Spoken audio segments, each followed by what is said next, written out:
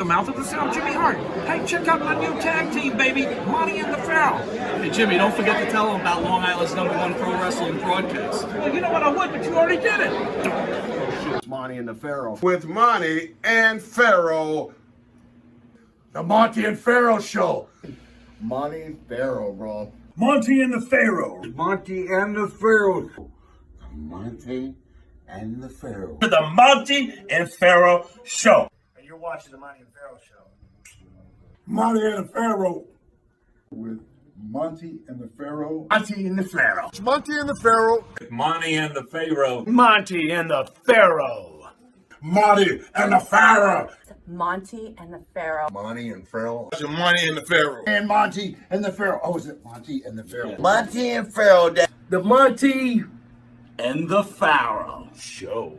Monte and the Pharaoh. To the Monte and the Pharaoh Show. And it's Monte and the Pharaoh, baby. Watching Monte and the Pharaoh. With Monte and the Pharaoh. Monte and the Pharaoh. Oh, what a run. Monte and the Pharaoh. Monte and the Pharaoh. Hey, cut the fucking music. When you want the best in professional wrestling, Long Island, there's only one place you're going to get it, right here. Monte and the Pharaoh. Now, that's not just the coolest, and that's not just the best. That, my friends, is just incredible. Monte and the Pharaoh. You've got the future Hall of Famer, that rocker, Marty Jannetty, and MJ in the house, and I'm sitting here with two more future Hall of Famers, Monte and the Pharaoh. We're doing that stuff and we gonna rock it.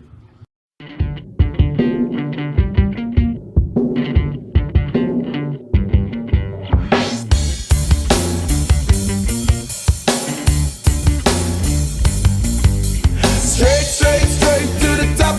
We're living this life, not just dreaming it, we're doing it for real. Straight to the top.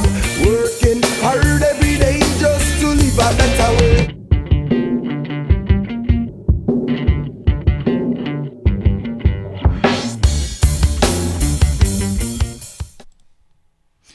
Welcome to Long Island's #1 pro wrestling broadcast at our new home, Indie Music TV, here out of Ronkonkoma, Long Island. Show number 2, Pharaoh. 2. What's happening? That's what you got to say? Yeah, 2. 2? Well, we're not going to have a moment of silence for Ray and Black getting thrown off the building over at headquarters? Oh, my Jeez, God. boy, you're not sensitive this week. What's going on? At the board is our own Hey. Luke.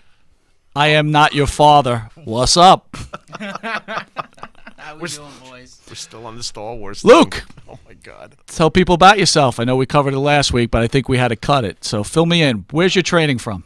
My training is from the great Hofstra University, located in the beautiful Hempstead, Long Island. Who's the most famous person from Hofstra, Luke? I don't know. I think Bernie Madoff went there, actually. I'm not sure. Bernie Madoff. Bernie Madoff. He was at Hofstra. He's no Wayne Corbett. I'm not sure. Don't quote me on that. That's a possibility. I think you're making up shit, man. Bernie Madoff. Monte the Pharaoh would like to thank our theme song band, Aqua Cherry, Straight to the Top. You could also catch their songs, Yes, Yes, Forever, Seasons, on Spotify, iTunes, Reverb Nation, or where music is sold. And our outro is done other than from Wisteria Hall, you and your partner, Bart Griggs. That's right. Right, and Wisteria Halls has songs like In My Dreams, This Life, Not Far Behind, Spotify, iTunes, and Reverb Nation. We have a song called Reverb Nation? Oh, those are the things you can Those find are the us things on. you can find Okay. You got Thank jokes today, huh? You feeling good today? Yeah, I feel all Not right. bad. Yeah. Monte the Pharaoh could be seen on YouTube, Facebook Live on the Monte the Pharaoh page, iHeartRadio, Spotify, Anchor, Twitch TV, Monte and the Pharaoh, RTF Sports Network on Fridays from 6 to 7 p.m. drive time, their lock-in show, and then Channel 115 every Tuesday from 8:30 to 9 p.m., the reduced version. Yeah, reduced. And our guest will be on that. Yeah, the that we'll be Spiffy introducing soon will be on that show. And for the early risers on Saturday from 6:30 a.m. to 7, or is it 6 a.m. to 7? I think I might have wrote that down wrong. It's 6 to 6:30. Okay. So Isn't that when I get up? Can you start correcting me Or is or that what? when I go to sleep? I don't know. Listen, It's before we early. get to Frosted Flakes. our esteemed guest, Esteemed. Jimmy and I would like to take a moment and show respect to the people who have lost their lives and the people who are on the front lines during this time.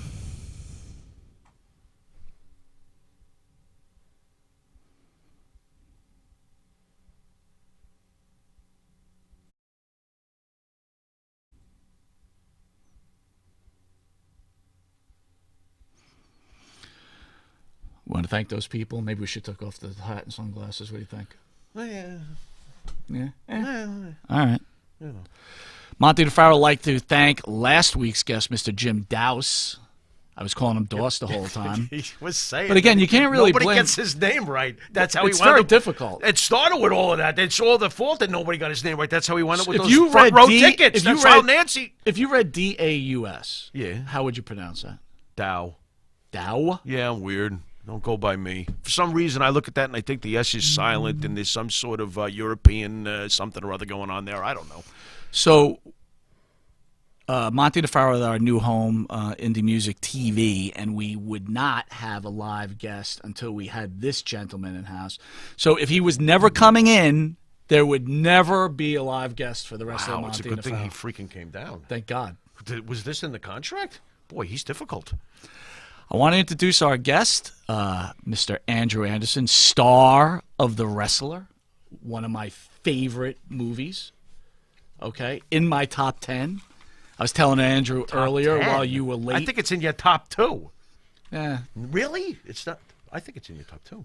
it's close. It's got to be. You But know anyway, every line in the movie. I was well. There's a lot. You of good know lines. every line But I was telling Andrew, I know all his scenes too. No, And I know you do. It's like him sewing is incredible. It's probably one of the greatest scenes in movie history. I remember when you called me up, you were like, "Hey, that autograph guy's in the movie." So while these young bucks are producing, right?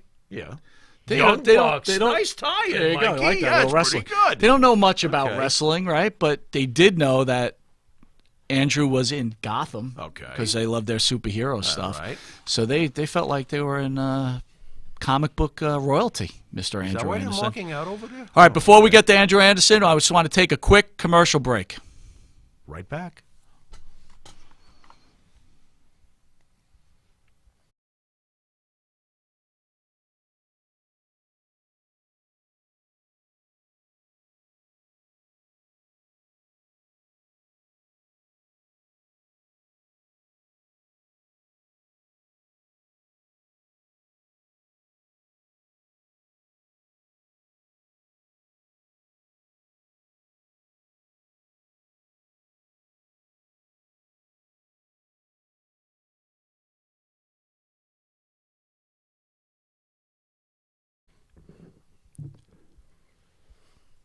All right, Andrew Anderson, What's welcome, up, guys? brother.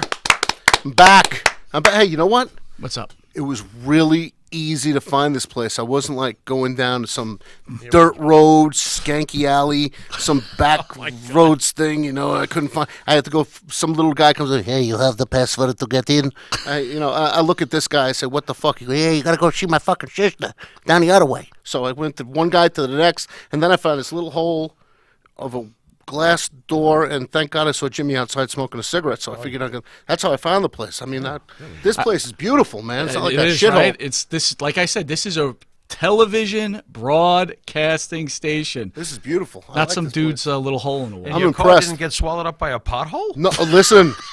I just remember backing out, avoiding like stray cats. Meow, meow. I saw some bum eating Chinese food in a corner, you know. And Was that the producer? I might have been. I mean, I don't know, you know. So, I mean, you know what I feel like? I feel like I'm on like freaking like the Ed Sullivan show. That's or something right. over here, You know, how do you like the new tablecloth, Andrew? the tablecloth is classy. You're on a stage. You guys are on a stage. This is amazing. I feel like we've arrived. Yeah. I mean, Well, you guys it's have. gracious and gracious. I feel like I've just And slept with the hellacious. most beautiful What? woman in the world and What? actually performed at a high level. I don't know how to answer that. I don't know how to answer that. What was High her level. Oh, I thought you said eye level. What was Well, her listen, all the reaction? women that have been with me know my low standards and how bad I am. So My God. I feel like I've performed. That's great. I will give a shout out before we get to Andrew.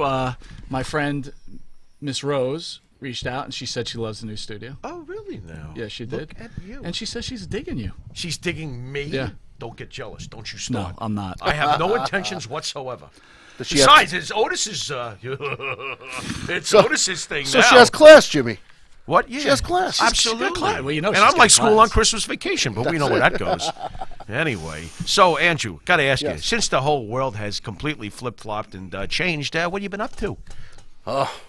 That much, huh? I have my last matches were on the 6th and the 7th of March. I since this whole pandemic began. I mean, I was supposed to be in Circleville, Ohio. Had a match with Dan Severn that was canceled on March 14th. I think they postponed it till October. God, I can't even begin to tell you all the cancellations. I mean, everything, Chiller Theater, everything has been canceled. I mean, in the foreseeable future, my next appearance, I think if it goes through, is going to be the Gathering in August in Charlotte, North Carolina by Martin T-Mart Productions. And I'm doing something up in Connecticut for Scott Wilder with Greg Valentine, myself, Danny Davis, Kevin Sullivan, and who else is in it? Paul Roma, amongst others, but that's just a few of the names that are on it.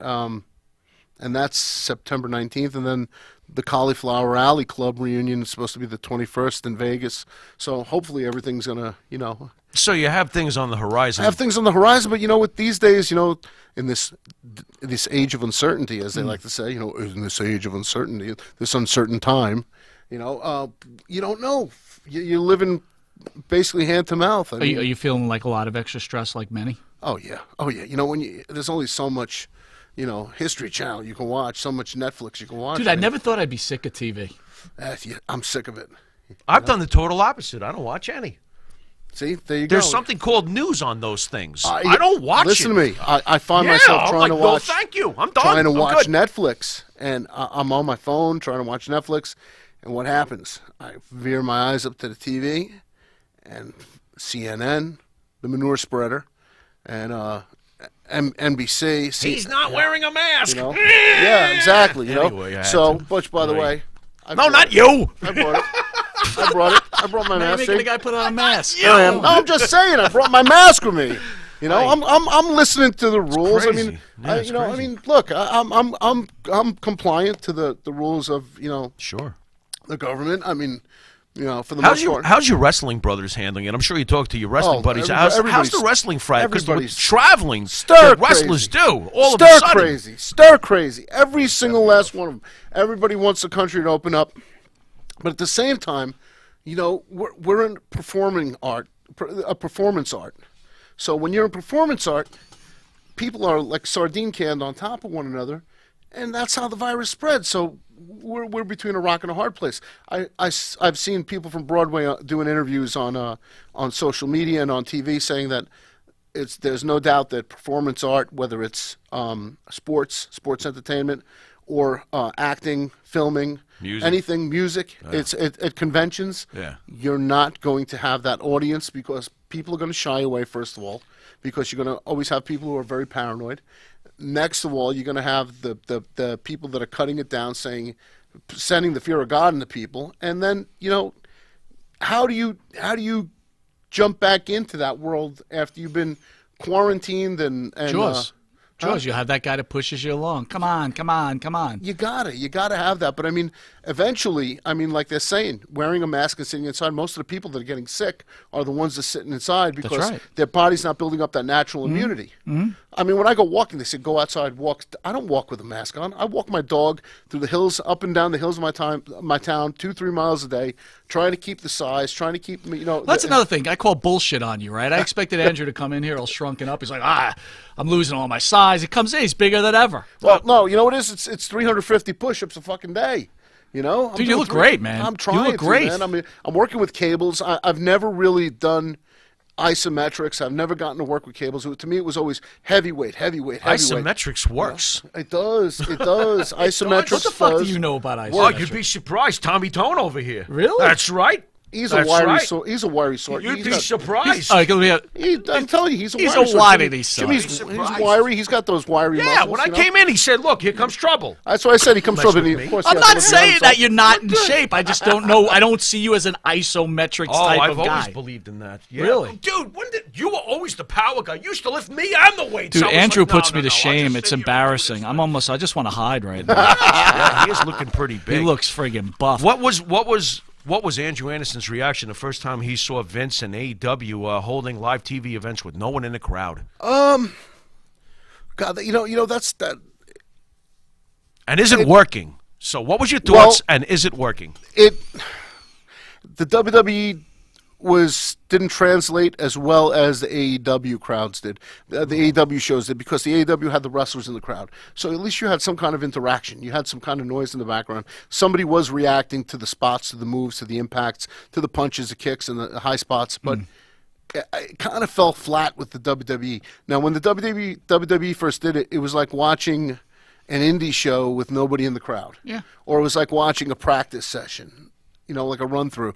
I mean, I'm not one to critique. I mean, those guys are all doing phenomenal. I mean, they're still amazing, and everything that they do is amazing, and hats off to them, and I'm glad that they're all safe. And that's the most important thing that I hope the WWE and AEW are taking care of their performers and the wrestlers and everything, and the crew and film crew and everything. That's the most important thing. So if they're okay doing it and they're making money, that's the most important thing. But it will not translate to an indie crowd, because indie wrestling and small promotions like MLW even, and I don't even know if Ring of Honor is doing empty crowd shows, but it's the sponsorship. The WWE and AEW have big money backing them up, so they can do it. They have the sponsorships. They're not losing as much as they would from attendance. But the indies, the smaller companies, they rely on attendance for the most part. So it's kind of leaves guys like me and everybody else in the indie scene kind of down. Not all the legends who've relied on the indies to make their money. No man's and land. Conventions, Right you now. know. My primary income comes from conventions, from nostalgia. People looking at me from all the movies and the films and the product endorsements that I've done. I mean, that's where my income comes in. Now, right now, every quarter I'm getting a check from residuals and royalties. Thank God I have that. So there are people that don't have that. I myself was denied unemployment because I was self-employed. So, and I'm right in the middle of disputing it. So hopefully I'll get something from the government, and we'll see what happens. But that's on a personal note. So on a personal note, yeah, it's hit everybody hard. You know, I mean, thank God I have some savings, and I managed to save my money, but so I'm not that bad off. You know, but it could always be better. You know, we all could be better. You got to right? think of the people. I think the bigger thing, Andrew, is you just never know when the other shoe's going to fall. You right? don't. It's like, am I going to get sick every morning? You get up. Am I sick? Am I going to get sick? Every cough, every sneeze, you wonder if this is it. Am I going to lose my job? You know, is my business going to close? You know, can I get bookings? Well, can Mike, I do Jimmy, this? the worst thing that I've found is every time the phone rings early in the morning or it rings at night, every time the phone has rang for me, it's been somebody had it and somebody died. So, and I've stopped looking at social media like I usually have, because to me, social media has become an endless obituary page. Everybody has lost somebody. Mind you, that they have lost, a lot of people have lost people from cancer, from old age, and other things too, but for the most part, it's been from COVID-19. And it's been pretty freaking intimidating. So now every time you get that cough, that tickle in your throat, you read the people that say they started out with COVID, they had a little tickling sensation in their throat, then a dry cough. You wonder when it's going to happen to you. I wake up every morning taking my temperature, at night taking my temperature. Look, I want to veer into this a little that's bit. only because you like putting the thermometer up your ass. Yeah, a little bit. Well, I just hope that the White Castle goes through okay. You guys worry about a lot. I know. Well. You're getting me worried. I can't anymore. Andrew, I think we've become closer over the last year, and I really find you to be an outstanding gentleman. Oh, man. Listen, you guys are awesome.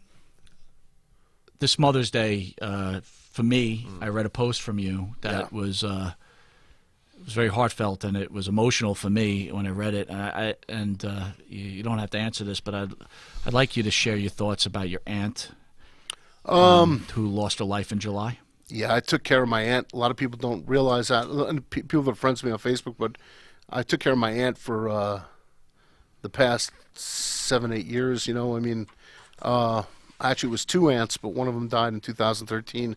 And I just remember I kept my father's house so that I can have the 2 of them have a place to live, so that while I was alive, I would always know that they were safe and sound. My one aunt passed away of an intestinal disorder in 2013, and my Aunt Anya, who was my rock, she died at the age of 97 years old. Now, did she raise you? They raised me, both of them did. Wow. Yeah, they both had a hand. So I'm basically, you know, whether you like me or hate me, they helped create me. So, you know, but yeah, she passed away.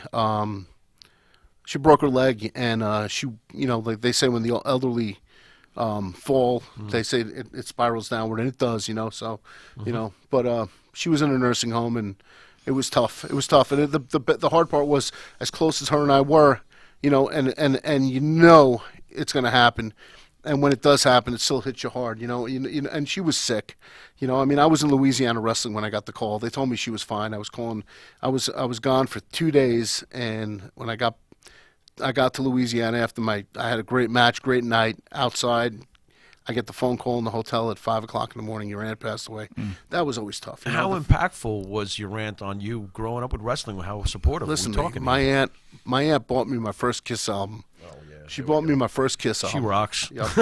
She bought me my first What was Kiss your album. first Kiss album? Yeah, what was? Kiss Destroyer. Nice. Oh. 1976. She bought me Kiss Destroyer, and who would believe when I told her I was really good friends with that guy on the cover right there? He's one of my best friends, Yeah.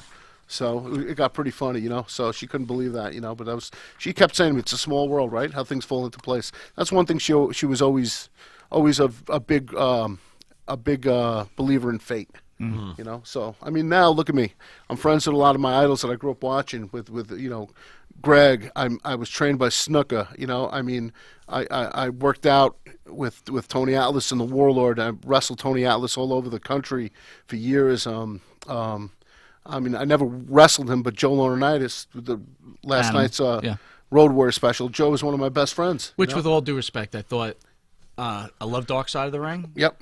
I thought that was flat. I didn't see it. I actually didn't see it. I thought it was flat. They're talking about doing another one, a sequel to it. So to me, look, there's a lot of dark sides of the ring, Yeah. right? We'll talk about it later, but Mike Hawk. He had substance abuse problems, just like anybody else. Yep. I don't know how dark that really is, right? It's like, hey, I don't know. To me, it was flat. Well, you know what? I think there's going to be a follow up to it, and I think they're just basically telling the story of the Road Warriors, because basically the Road Warriors were the greatest tag team of all time. Yeah, but if you want to watch a real Road Warrior documentary, go get the WWE DVD. It's Oh yeah, friggin' that was awesome, amazing. Dude. That was thing amazing. is awesome. That So is. are From you start to saying finish. that the series is like lacking in substance, but No, I but think hot they're on hype? they're kinda? reaching for stuff. Like, they're not stupid, right? They're saving Owen Hart for last. I mean, Yeah. that's a home run right there. Yeah. They opened up with the Benoit murders, and Yeah. we'll talk about Jim Doss later. But Douse, Okay. fix me, Dow? later. But I just thought it was flat. The UWF, I also thought was a little flat too. Yeah, the It's like, UWF was okay. It was okay. It was about a interesting. promoter that snorted It was about a cocaine. promoter that was messed up. Yeah, Vaseline and coke. The Vaseline, and he didn't like perfume and lipstick. That's what I got out of it. Congratulations. Awesome. That was before my time. That was right before I broke in. All right. Matter of fact, I was there when they did that. I was actually a fan. John Arizzi ran the that fan fest, Right. and I was there at that. I remember Rick Rude, Ric Flair, Superstar Billy Graham, Buddy Rogers. Everybody were at that, and that's actually the first time I met Jimmy Snuka. Before anything happened, I met Jimmy Snuka and a couple other guys, Metal Maniac and Ox Baker, and later on, Jimmy Snuka would walk into the bar, which. Eventually, and he said, "I want to talk to you," and I became a wrestler since then. So, that was how it happened. So. The best part of it was Sunny Beach. And at Sonny's the the ending when best. he goes to the gravesite, I thought was pretty cool too. Yeah, But, Rick is one of the best guys. He's a very underrated wrestler, and he's I hate to say they almost forgot him, and I'm glad that somehow, some way, history has given him a little bit of its due, Yeah. Right. Hopefully we'll see him more in conventions. I all told comes him, around. I brought him to the first. I told him, I said, come with me a few years back. I said, come with me to the big event. Just come, bring some pictures, sit next to me. He wasn't announced as a guest, but he sat there and he sold a few gimmicks. It was, and that's how he basically. He was came with out of us the and show. Tony, and he did well. He always does well. Now he'll do really good. I was going to steal that UWF belt from him. I was trying to That thing, dude, that thing's solid. That thing thing's is way nice, too right? heavy, man. Solid, man. All right, I'm going to hit you with some wrestling questions. I just Sure. want to get and I want you both to weigh in on this, so, humor me. Okay. But before we get to this, I want to take a commercial break.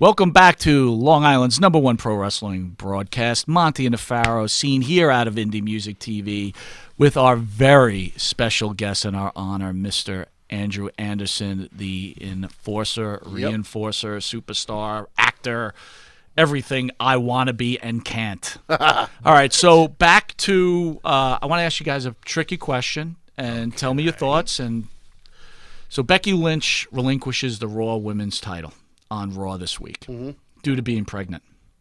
My question to both of you, and I'd like you both to weigh in. Do you think it's irresponsible and selfish of Becky Lynch to get pregnant after all the money the WWE put behind her? She just signed a new contract in January. Did she take advantage, or was she dishonest? I don't think she was dishonest. I wouldn't say she took advantage either. That falls under the category of shit happens, I guess, you know? That's the way. That's the only way I could put it. You know, shit happens. That's the best way with me pleading the fifth on it. How's that? Shit happens. I get my $3 million and I walk off. And yeah, I guess shit happened. She took the money and ran.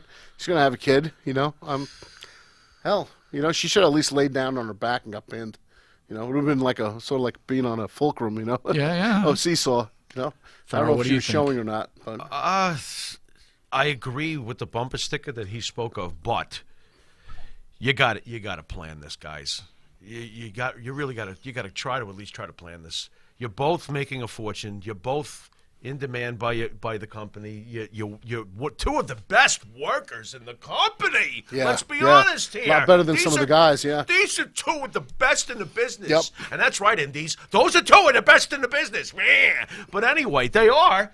And couldn't you just maybe plan this out? You know, I mean, if I was Vince, I bet you Vince went, and this is exactly what I think Vince went. Shit. And then he thought about it. He was like, fine, I'll back them. If they need something, I'll take care of them. But damn it!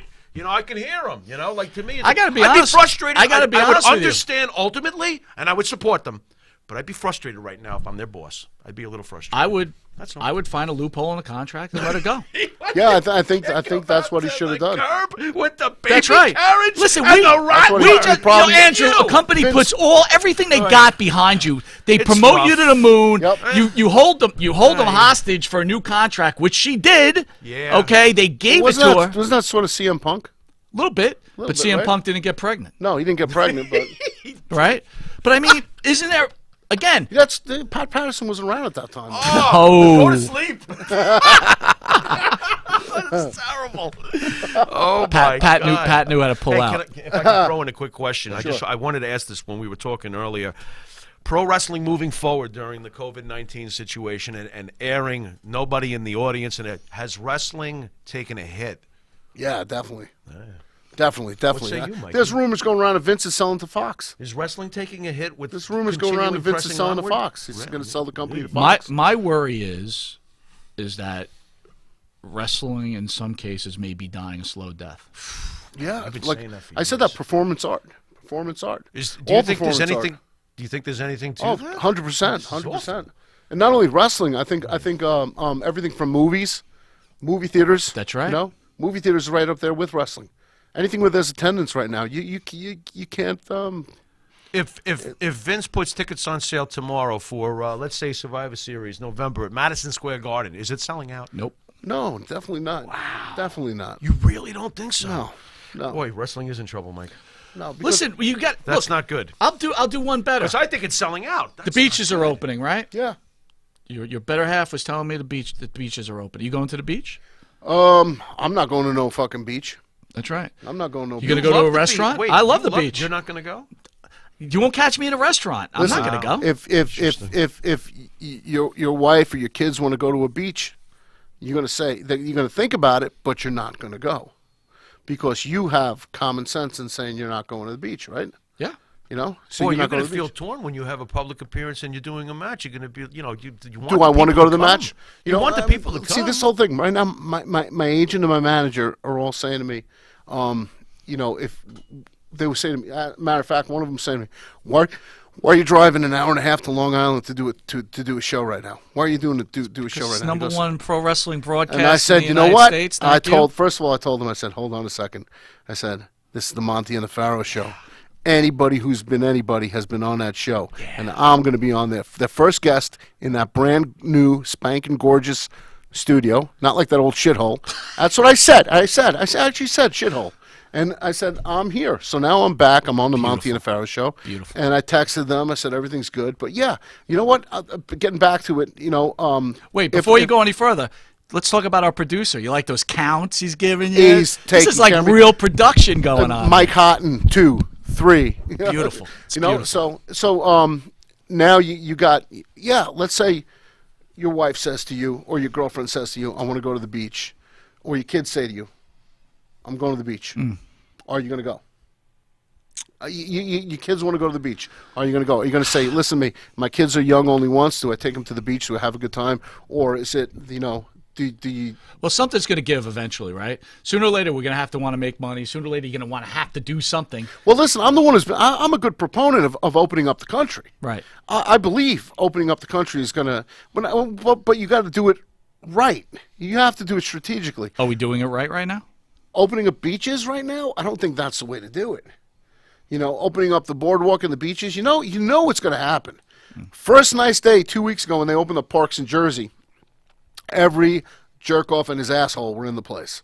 And they had to actually have cops come now and stop and count the cars coming in to make sure. Are they going to do that with every beach? They're going to hire extra officers to sit there out on the boardwalks when the economy is already tanked, but they have to hire new, as they're calling what are they calling them? Guardians, social distance guardians of social distance. What are they calling them? I forgot what they call them. I have no idea. You're in the loop, man. They, I have no listen, clue. all I know You is watch that TV. But yeah, I do. Unfortunately, that's why I don't watch fucking Netflix and I don't sleep at night. You need to watch more Netflix. Every time bro. I get a cough, I think I'm fucking By dying. the way, I got to tell you, Dude, this turn dude off is the up all TV. night. What? You're up all night. Yeah. I'm gonna You call guys are him. lunatics. Yeah, we are. Look at the circles under our eyes. Every time I call you, your voicemail's full. I'm like, I can't even leave a message. I'm No, like, it is. My He's up voicemail is all full. night. Yes, I you're see right. posts all You're right. night long. I'm like, when is this guy I'm go to up, bed? man. I ain't fucking sleeping. Yeah, all the people at home. Yeah, you want to text me? Fucking message me on Facebook. I'm fucking up, man. You know why? My hours are all fucked up from this COVID are. shit. They really are. are. And then you watch the news. And then I got another one of the wrestlers. You know what the fuck I can't stand? I'm all for ribbing people on Messenger and sending them as goofy some girl getting a 10-foot sausage up her ass. So that's funny. Send it to your friends. They send it to you. All stupid shit like that. All right. But one friend of mine has to fucking send me people getting legit fucking videos of people getting shot in the fucking head. Yeah, what is that fucking about? Getting fucking the head sawed off by Al Qaeda. Hey, Why send me that shit? That shit disturbs me, and I can't fucking sleep. The other night they sent me a kid getting assassinated in Guatemala.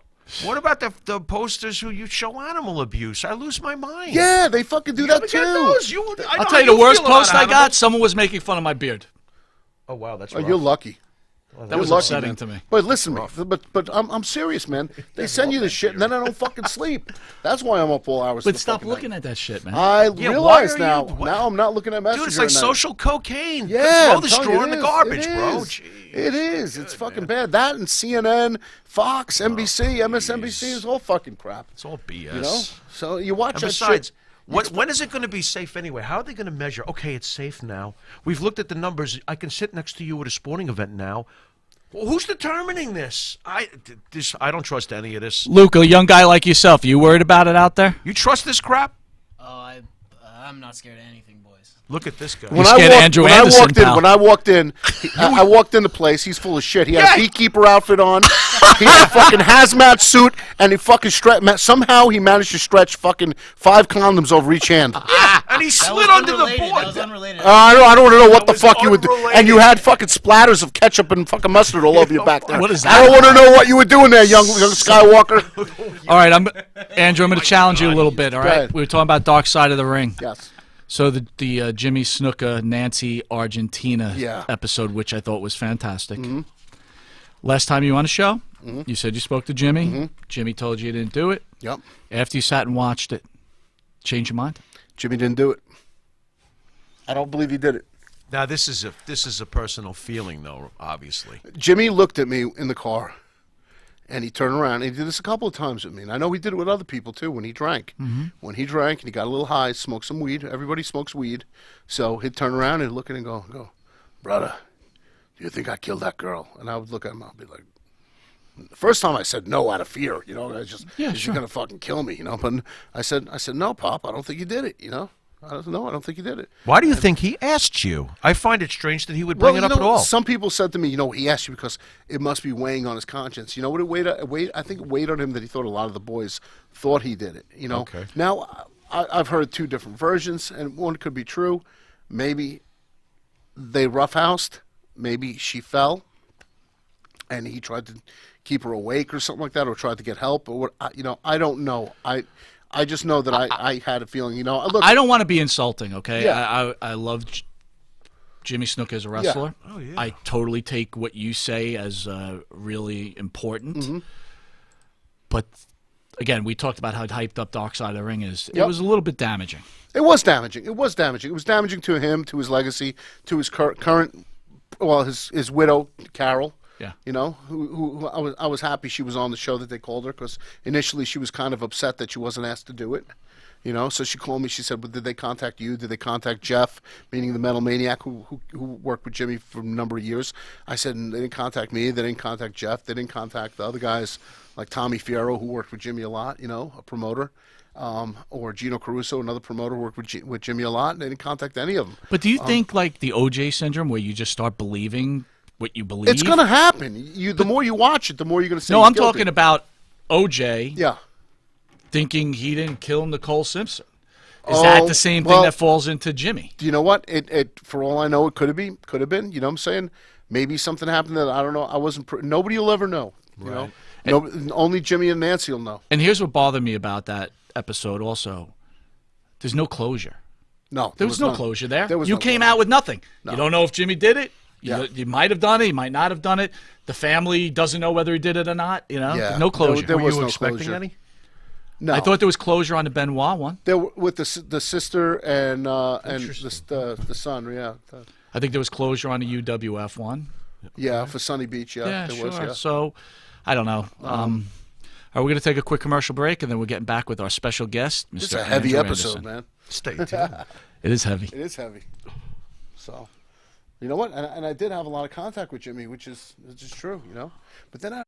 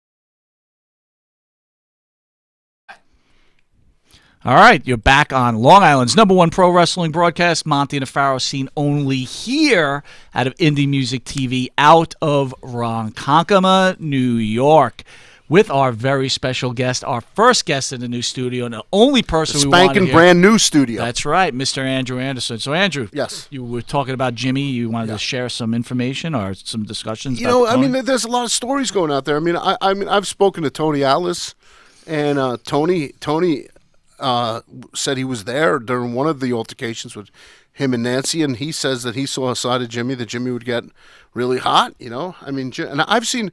Listen, I'm not gonna say Jimmy was a saint. You know, I've seen Jimmy when he drank, and when Jimmy drank, he would hold on to the edge of the bar at 3:00 in the morning. You're trying to get him out, and he'd be like, "Brother, you know who you're talking to? You're talking to the Superfly." And at that point, you were dealing with the Lord of the Jungle. Right. You didn't know how to get him out of the fucking bar, and you wouldn't fuck with him. You know what I'm saying? I remember growing up when it was a little thing in the Daily News where that whole thing came down. I guess he must have attacked Argentina before the second. Yes, team. and you know what? Do you want to hear what I know Go about that? Jimmy, I didn't know what the fuck he was talking about until about 3 months ago. I had a talk with Carol right before this whole COVID thing started. When Carol called me up, his wife called me and told me that she was not contacted by Viceland to do anything, and she said to me, "Have you heard anything?" It might have even been in like December, early December, and she asked me, "Has Jimmy ever said anything to you?" And I said, "Jimmy would say." He'd say to me that I got into an argument with her, and he goes, and then the dogs came, and the dogs bit me, and then I got into a fight with the dogs, and I was like, always thinking to myself, what the fuck is he talking about?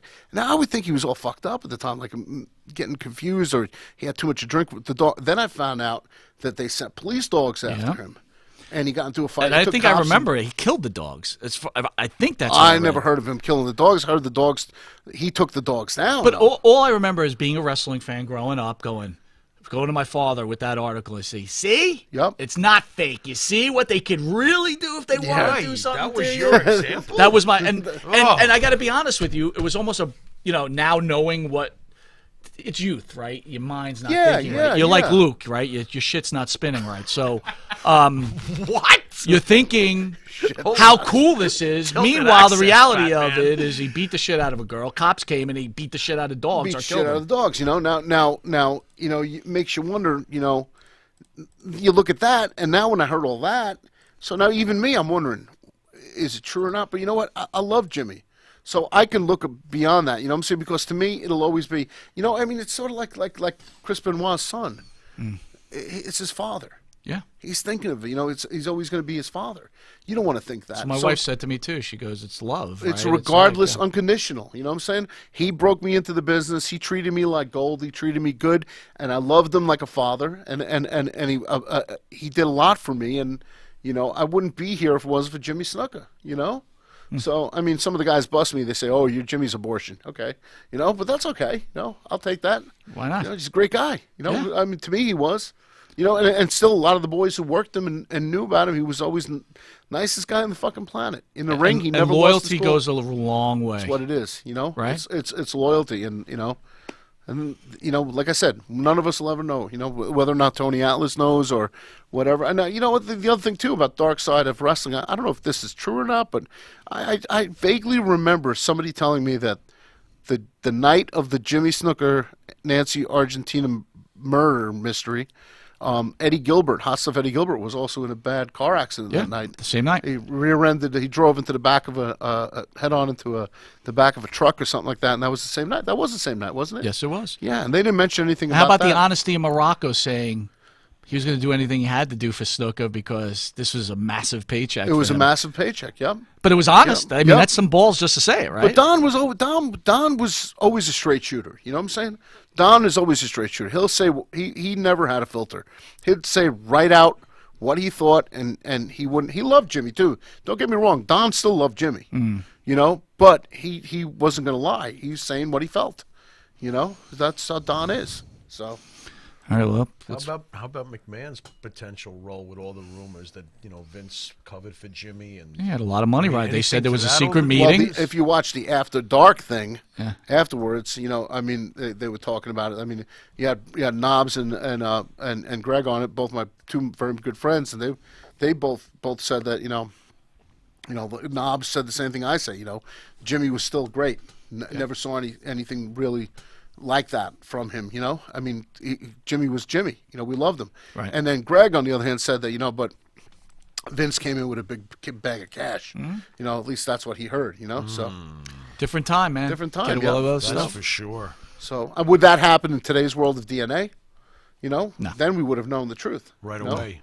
Right away, yeah, within hours or whatever, but like I said, that was 1982, 83, or 84, whatever it was, A lot of time's passed since now and then. It looks like I got to get your opinion. Oh, Mike, who the hell is this? This Tom Segura? Am I saying this guy's name right? This is a comedian, Tom Segura. He calls wrestling fans retards and says they're in the same category as flat earthers. So many guys that love wrestling, I think wrestling fans are fucking retards, but so many people like it. It's the stupidest shit, and I think you're the stupidest fucking tool if you're like, hey man, it's not fake. It's fucking fake, and you're a fucking idiot.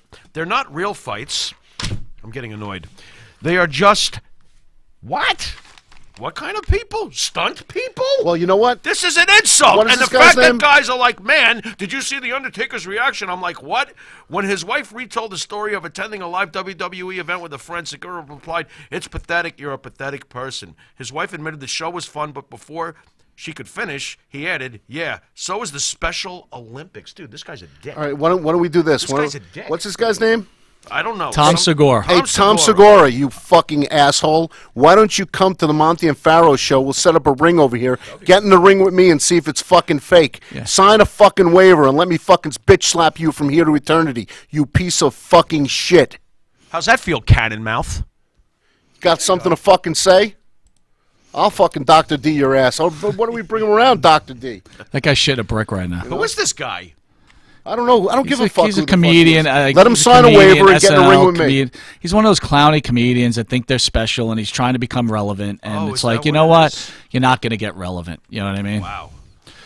So, before Corona, last year we were talking about your discussion of doing pro wrestling first ever show in Cuba.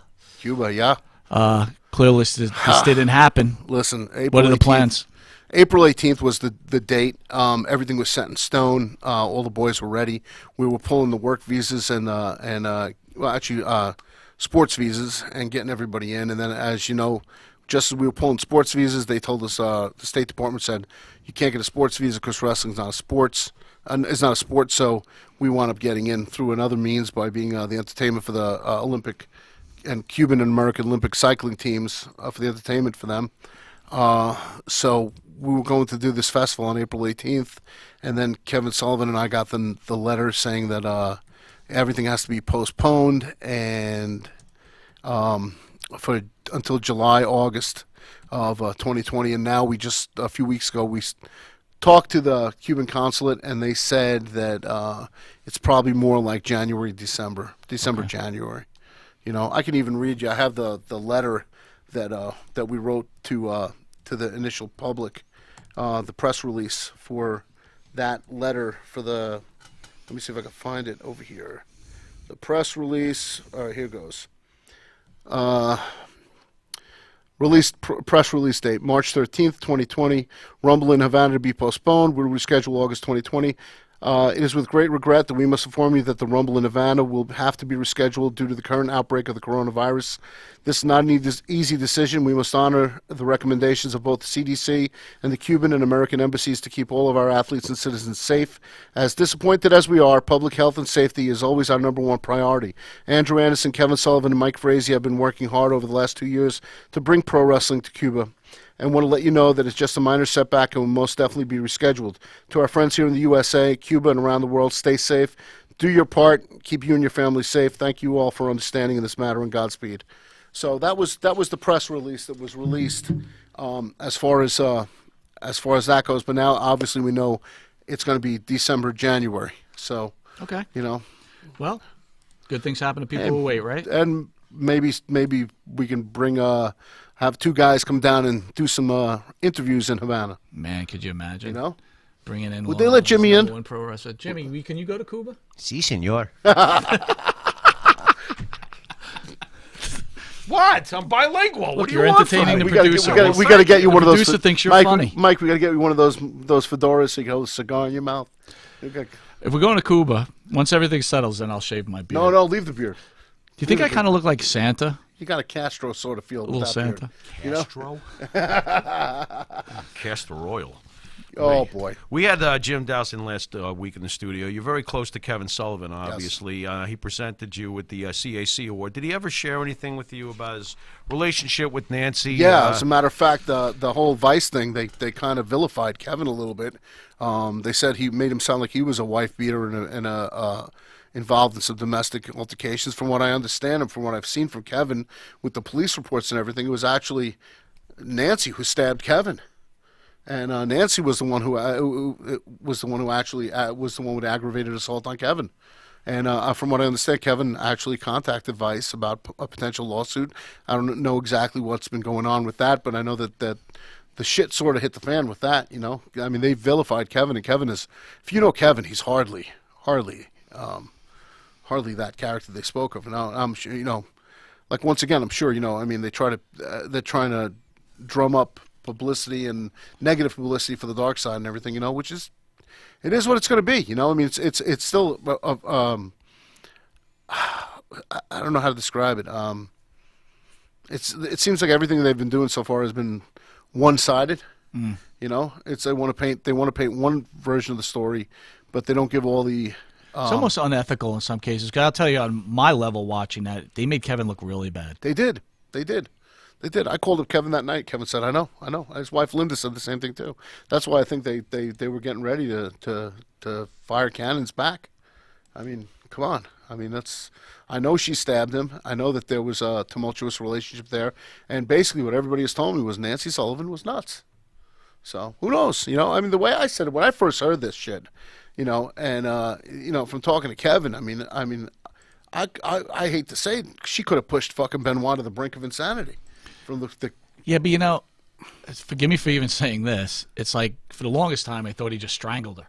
Mm-hmm. But when you start hearing that he broke her back, he broke her back. That's crazy. What? Yeah, there was something wrong with him then. Anybody that could defend this guy in any level, you can't defend him. What he did was wrong. You know what I'm saying? I mean, look, Nancy wasn't no gem from what Kevin was telling me, but I mean, that was a really fucking thing. He killed the kid, and then also other stories said that he injected the kid with growth hormone over the years and stuff. Something about dwarfism or something. That the boy had it, something, boy? Yeah, I've heard that too. I've also heard stories that Benoit had dwarfism too, something that he kind of looked weird. He had like kind a weird face, short little arms yeah, and stuff like that, a little bit. What, look, bolts? No, just like he had that look, like he had that look, yeah. He was on, Interesting. I mean, almost I would never like Killer Khan from Mongolia.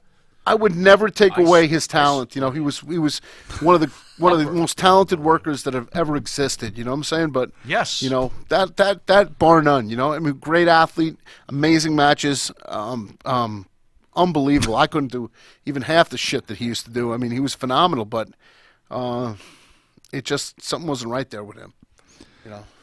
Well, speaking of that, right? You have your better half in studio.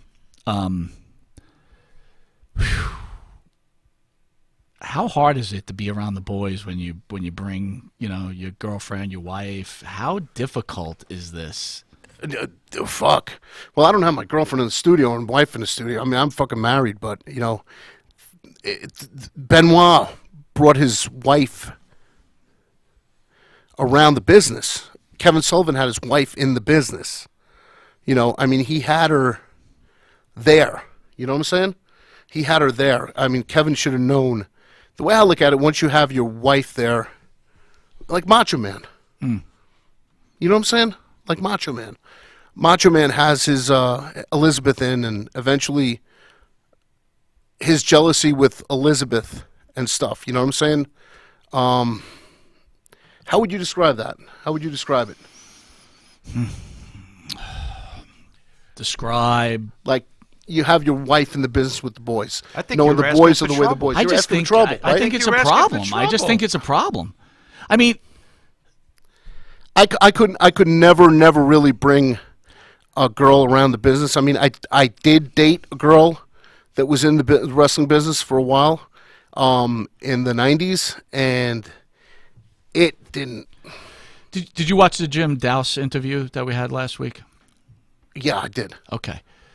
This is my thought after. Well, look, he brought Nancy around, but he left her. He left her with. I think. I don't want to look like I'm. Honestly, having you in this week and having Jim Dowse on last week, right? I don't think it's that outlandish of me to summarize. It's just generalizing, but it seems to me pretty clear that Nancy Dowse was much different from the Nancy Sullivan who became part of the business, became famous, went with the boys, went traveling. You're talking, it's a big difference. She was Nancy Dowse. She was high school Nancy Dowse. She became Nancy Sullivan. She clearly changed over the years. She must have as a person. I'm not sure. Was she married to Jim? Yeah. So she was Nancy Dowse, right? Not Nancy Sullivan. Right. So it wasn't a girlfriend, right? And he got away as she got into the business. Like big after time. watching Once the she interview, took off, he was already gone. After watching the least from interview what he numerous said. times, I felt this. She was doing a wrestling thing. She's hanging out with Sullivan. Sullivan certainly was a top flight wrestler, Oh, yeah. built shit Kevin house. Sullivan was big And I time. think maybe there comes a point where a guy just goes, you know what? I can't be jealous anymore. I Right. can't deal with this anymore. Right. Go do your thing. I got Well, I he got to said, get didn't he say that? He gave her the. He said he kinda said, He said, "I'm holding you back in your Yeah. career." I felt like what he Felt he said. was in the I way. felt like he was saying, "I'm holding you back," with the hopes that she would say, "No, I'm staying with you." But Well, instead, maybe. she opted the other way. Don't know. Don't know. Maybe. I've seen guys bring girls around the business in the past, and I've seen. I don't want to single out anybody or anything like that, but I've seen guys literally go in with their girlfriend into a room, leave the girl alone, and then just fucking go to the bathroom, and all the other guys flock to her and try to hit on her. You know what I'm saying? It's like you got that camaraderie. And sometimes it just fucking flies out the window when it comes to a girlfriend. It's like incestuous. I said it before. It's like, what are you doing? You know, I see the guys like dogs sniffing. They smell some. I hate to say, they smell pussy, and they're like they've never seen it before. Yeah. I've seen that happen with shit. You know, I mean, that's why I say, you know, never bring the girls around the business. I've always said that. You know, I wouldn't bring my girlfriend. I wouldn't bring my wife. I wouldn't bring my daughter around the business. My daughter has come to shows. I will say that. My oldest daughter has come to shows, but I would not bring any of them around the boys, you know, because of that reason. You know, I mean, it's just, you don't need that. You know what I'm saying? It's a recipe for disaster, as you've seen with Chris Benoit, with Jim Dowse, and then it happened to Kevin. Yeah. All right, and now Del Rio and Page. Oh, Oops. that's another whole, you know, Macho Man, Elizabeth Luger. I mean, so many different stories you've heard shit happen to with that. Now, Alberto Del Rio, I heard like What a charmer, huh? Yeah, that was pretty crazy. Had a Man. good week, huh, Mikey? So it looks like our friend Del Rio reportedly what's his real name? Jose allegedly A. beating and sexually assaulting. Was that his real name? That wasn't Jose A. Rodriguez. What is this? Chikawa? Chican? I don't know. Chicano? I don't know. He was also accused of him threatening to take her son and drop him in the middle of the road. That's what I somewhere. read. That's Dude, where this is I was one like, sick wow. fuck, huh? I was like, what? I know you're a big Del Rio fan, huh? I can't stand the guy. Couldn't stand him. I met him. He was a nice guy to me when like I said, like everybody, you know, you don't know who you're meeting. I mean, I know he dated Paige, right? Or was he engaged to her or something? Yeah, they were. I think he beat the shit out of her in an airport, my right? friend Got Ashley himself in Massaro. trouble with He that, dated too. Ashley Massaro for a while. I know that. I really don't know much about the guy. I met him at WrestleCon a couple of times, and Speaking of Ashley, did you know Ashley? Yeah, I know her very well. Can you discuss her at all? She was great. She's one of my best friends. I mean, how did her suicide affect you? Oh wow, that was like totally fucked up. I was on one of her last appearances with her. She called me up and said, "You're doing Chilla Theater." Anyway, I think it was me, her, and Knobs. We did Chilla Theater. Me, her, and Jerry Sags. I don't remember what, but we did it together. And any warning signs over there? She was depressed. I mean, she was very down about her career. Guys, she told me she was going to make a comeback. She was so frail, so she got so skinny. You know, I mean, she was very frail. I mean, I couldn't see her really taking any bumps. I mean, she was smoking a lot, cigarettes and stuff like that. I mean, just smoking like every 10 minutes at a convention, she'd be out to have another smoke, have another smoke. I mean, she was. I must be really depressed if that's. She was worse than you, Jimmy. She's worse than you, Jimmy. She was listening. Quote of the day. She was. Oh my God. She was a doll. But like once again, you never really know. I mean, I didn't talk to her every day of the week. You know, I'd see her at the shows and would hang out. Would do conventions together. Would do shows together. She managed me on a shitload of shows when she first was released from her contract. What is it about this business? Does it ever weigh on you? I mean, you see so many wrestlers get depressed, suicide, overdosing. I mean, you ever had a demon moment where you were just like, "What the hell am I doing? This business is taking me over now." This whole COVID thing. Okay, that's been my demon moment because now, I sit and I think, am I going to come back from this? You know, I mean, fuck. You know, I'm 50. What's going to happen? You know, how much longer? I was in the twilight of my career already, and I mean, how am I going to come back from this?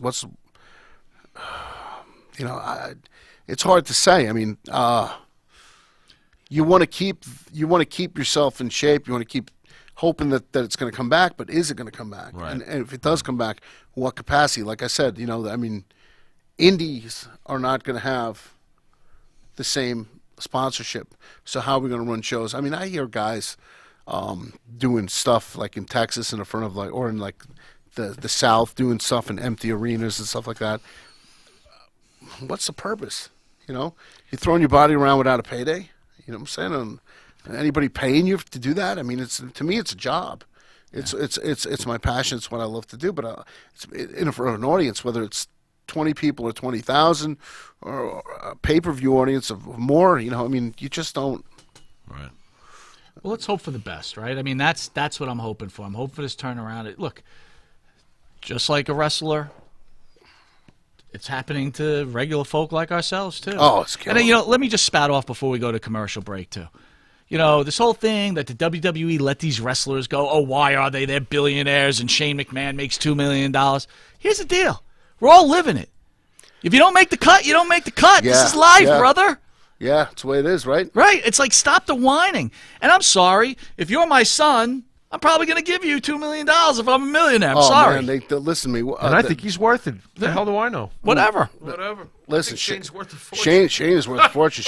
Shane is a hell of an athlete, man. He sure But is. it's not even the point. It's like the audacity to complain that the father is taking care of his children. I know. It's like, hello. You can't complain about that. I mean, it's father and son. Can you believe Ken Griffey Sr. raised Ken Griffey Jr. to play baseball and make all that money? What a jerk.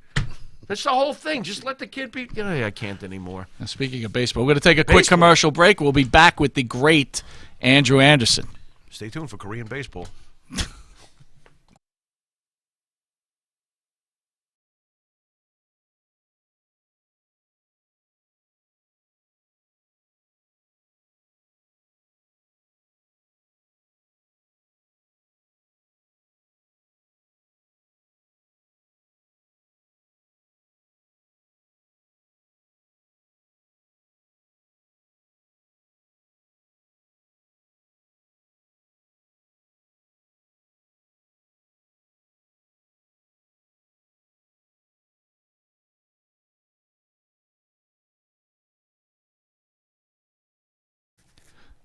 Welcome back to Long Island's #1 pro wrestling broadcast, Monte and Pharaoh, seen only here at Indie Music TV out of Ronkonkoma, New York. In the brand new studio. That's right, with our very special guest, Mr. Andrew Anderson.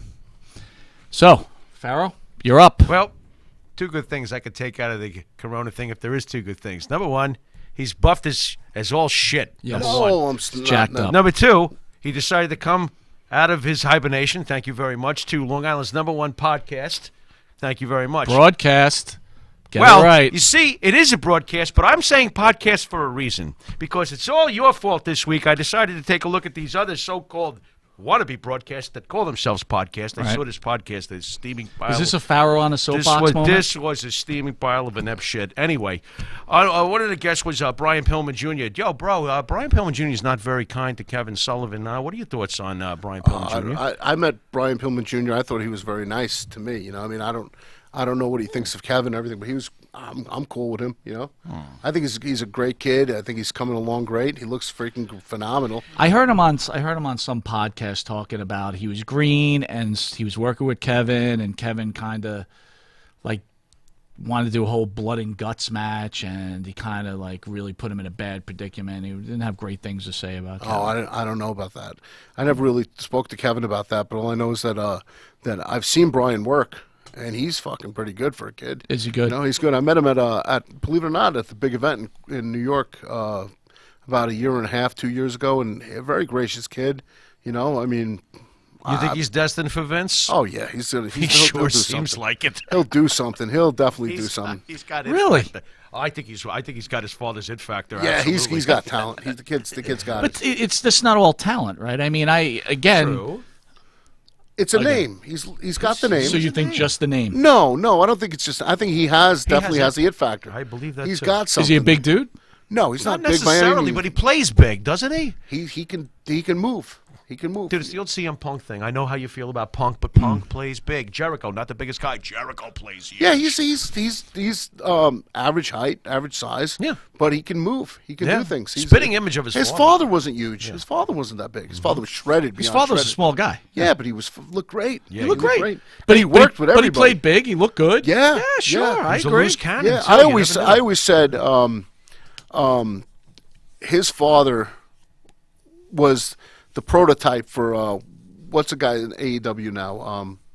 The guy who went from the Shield to AEW. Who? Ambrose? Moxley? Ambrose's character, the Dean Ambrose character, the Moxley character. That was Brian Pillman back then. Right. You know? I mean, Brian Pillman's character, and he teamed with Steve Austin. Down about 10 notches, by the way. Yeah. But Brian Pillman's character with Stone Cold Steve Austin, the two of them were basically the prototype to what Steve Austin would become later on. Break the glass, come run out, beat the shit out of you. You know what I'm saying? And Pillman was as a babyface, Brian Pillman Sr. was the guy they kept him on mid-card for so long that they didn't realize his talent, how great he was, until he wound up teaming with Stone Cold Steve Austin as the Blondes, you know, the Hollywood Blondes, whatever they called themselves. They were fucking phenomenal. They were. They were holding their own against Arn and Flair and Steamboat and Dustin. I mean, there was some great matches in the early 90s with them. I mean, they were phenomenal, you know. And then Austin took it to a whole new level, and we know what happened with Pillman. But, you know, it's Pillman Jr. is just as good.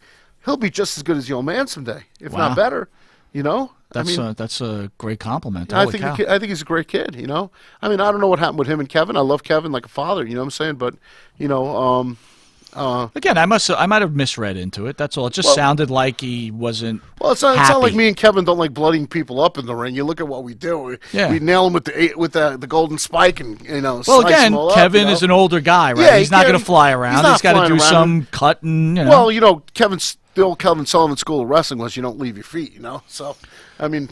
He hasn't left his feet in a long time, you know. I mean, he has bad neck, bad back, you know. So much wrong. Shoulders are really bad. So I can't see him doing any big spots anyway. He wouldn't do anything in the ring now anyway. He's 71 years old. So I know me and Pharaoh, right? We've been envisioning from the last time you're on the show. Mm-hmm. We want to see you on NWA Power. Yeah, man. I'd love to be on it. You know, I was talking to Dave Marquez a couple of days ago, and, you know, we'll see what happens. You know, hopefully down the road something will happen, and before everything's said and done, maybe something will work out. You know, how many more years you got in you? Well, the way the COVID's going, fuck, who the hell knows? You know, I mean, I'd like to say I got a good 3, 4, maybe 5. Well, let me ask you this. You know, you talked about people coming to the wrestling match. How about you as a wrestler? You get booked, just clear to go. How do you feel about going to an event? Well, I'm more leery of. I want to say conventions. The conventions are where, you know, I mean, you guys were with me at March 7th at the big event. Yep. That was this March 7th. That was right. COVID was just coming over the horizon. Dude, right Sardine City over there. Yeah, bro. and we were over there shaking everybody's hand. Now, I had hand sanitizer. We were hand sanitizing constantly, but still, people are breathing on you, slobbering all over your pictures and stuff like that. It makes you wonder. Now, I heard that some conventions are going to have glass panels over the table with a slot, like a mail slot. How would that, like... What, like going to a bank teller? Yeah, like, dude, really. Dude, just like, why would you waste your time? How are you going to take a picture with a glass booth? No, it's terrible. You know, where are you going to get the... I mean, most of our pictures are people coming with selfies and me going, you know? Yeah, that's what it is, you know? Yeah, yeah. Right. Yeah. So, it's a monkey wrench in the plans, you know what I'm saying? So I want you to talk about, you know, some of your merchandise. Where can people get Andrew Anderson merchandise? You know. Oh yeah, they can get ProWrestlingTees.com. Andrew Anderson, the Reinforcer Andrew Anderson, at ProWrestlingTees.com. They can also go to. You have the new site. Yep. We'll be having it up there. So for a new T-shirt site. I'll be popping that up in a minute. Yeah, you got it on there. I just signed the deal with somebody else to do some more another brand of T-shirts. So. So that's a Corey Hilgden Double Hell T-shirts. Double Hell T-shirts. Yeah. Excellent. Double Hell T-shirts. So and you can get Andrew Anderson's T-shirts on www.monteandthepharaoh.com. Yep. Which will take you to Pro Wrestling Tees, and I love the shirt. I love the shirt. Are you classic. selling DVDs, anything like that? 8x10s, T-shirts, magnets, stickers, hats are coming out soon. The good thing with ProWrestlingTees.com is that you can get your T-shirt, you get your Andrew Anderson T-shirt, any size, color. You can get it in a tank top, a hoodie, whatever you want. Kid sizes of all types of kid sizes, girls T-shirts, whatever you need. So that's the one benefit of doing that. Just go to ProWrestlingTees.com. You can hit off Monte and the Pharaoh's website. Yep. Or you can go right on my Facebook fan page, Andrew the Reinforcer Anderson, or you can go at Drew the Wrestler on Twitter, or the Reinforcer Andrew the Reinforcer on Instagram, and you can get hit my websites off there. So One thing I noticed too, which I did not know, you used to don a mask. yes, Kind of liked it. yep. I kind of liked it. You used to wrestle as the Masked Superstar. Love it. Used to wrestle as the Masked Superstar. But the funny part was, a promoter, I don't know if you guys remember this, a long time ago, promoter from New Jersey, NWA New Jersey, Dennis Corluzzo. Dennis Corluzzo came up to me one time and said to me, he goes, I got an idea. I want you to do this. I want you to do, Drew, I want you to wear a mask. I was like, well, what am I going to do? You're going to be the Masked Superstar. I said, what? Bill would kill me. Oh, no, trust me, Bill gave me the gimmick. Well, Bill didn't give him the gimmick. Oh. So Billy's booked as Demolition Axe on the show. I'm booked as the Masked Superstar. I put the gimmick on. This is not good. Bill, I first thing I did was before I even put the gimmick on, I went over to Bill. I said, Bill, they got me working as the Masked Superstar. Drew, I think it's great. You look the part. Do it. Bill was so gracious and so nice about it. And so then a couple times I wrestled. It was on the marquee, the Masked Superstar teaming with Demolition Axe, or the Masked Superstar versus Demolition Axe. It was pretty funny, people seeing that. So, and he'd be like, his Demolition Axe, I told you that was never me, you know. But it was pretty funny. It was pretty cool. It was something I used to do on the side as the Masked Superstar. Yeah, I'm a little jealous. That was really cool. You know, I think that's so cool. And the best part about it was that I would have to wrestle like Bill Eadie. So I would get the guy in the corner, do the double axe. Nice. I'd do the flying clothesline off the top. Were you rope wearing as the the one-strapped finisher. singlet The one-strap too? singlet, Oh, yep, with the awesome. stars on it. I had the silver mask with the black stars. I had the black mask with the white stars. I had the glittery red mask with the black stars on it. And, Did you gargle with nails to get the effective vocal? yeah, right, to get the Billy Eadie Dude, voice. I think they should get rid of question mark and make you the new question mark. Oh, the question mark is awesome. Nah, From you would Monrovia. you'd be a better question mark. You'd be much Just have better. him come in and trash question mark. That would be All right, well, show number 2 is in the books. Luke, what do you thought about show number 2, my friend? I think we worked out those. I am not your father. I am not your father. Let's hear your Darth Vader there, Andrew. Luke, I am not your father. I can't do Darth Vader. By the way, Luke's like, what are you guys talking about? Oh, look, he does know. I can do, hey, Luke, I'm not your fucking father. Pharaoh, any parting shots of Mr. Andrew? Yeah, I Anderson? would basically like to say, look, we've been doing this a couple of years now, and thank you for coming on the show. I always have a blast. Thank you for being one of the realest people we've Yes. come across. Yes. Thank you for being a good friend to the show. I really appreciate I it. love it. You guys help keep me on the map in my old age. We love you. We love you more. You know, so We love good you time. more, Hopefully, Andrew. hopefully we'll do stuff in the future coming up. You know? Oh, we will. So- I see a bright future. I see the worm turning, right? The worm. Did you look in Jimmy Shortskin? That's a cobra. That's not. Oh, hello. That's a rattlesnake. Lord. All right. Anyway, Holy you've been tooth watching stink, Long Batman. Island's #1 pro wrestling From the new broadcast. studio, Monte indie and the music. Pharaoh can be seen on YouTube, Facebook Live on the Monte and the Pharaoh page, iHeartRadio, Spotify, Anchor, Channel 115 every Tuesday from 8:30 to 9 p.m. And I got this right for early risers on Saturday, 6 a.m. to 6:30 on Channel 115. And catch us on our network, RTF Sports, every Friday, which you'll be on this Friday from 6 to 7 drive time. And there's some big things coming ahead.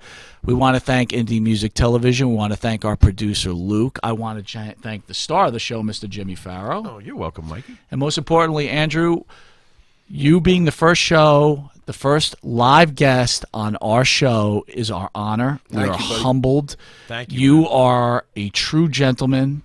I hold you deep in my heart, and I think you're one fantastic human Love being. you guys, man. We love you God more. For social distancing. I'm getting sick. All right, so we'll see you next week on Thursday, 9 till Hey, 10 look, p.m. I got my mask There we already. go. Got the mask I got my right on. I'm mask about to put already. it on, too, but I got rid of My the mask gloves. is all ready. Hold on. It goes Anyway, on this way. and I want to thank the fans out there who support us. Without you guys, we would not be where we are today. So this is Mike Monte. This is the Pharaoh. Until next week, later.